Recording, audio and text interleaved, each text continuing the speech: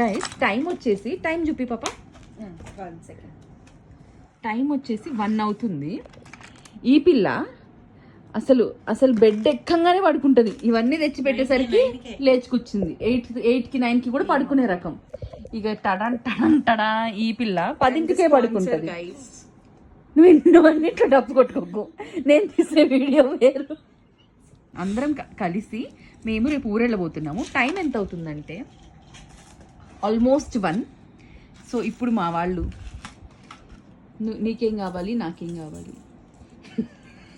బాగుందమ్మా బాగుంది. ఇప్పుడు నువ్వు చెప్పు, ఏదో చెప్పాలనుకుంటున్నావు, రాని బయటికి. యాక్చువల్లీ గైస్ ఇదంతా నా స్టఫ్ అనమాట.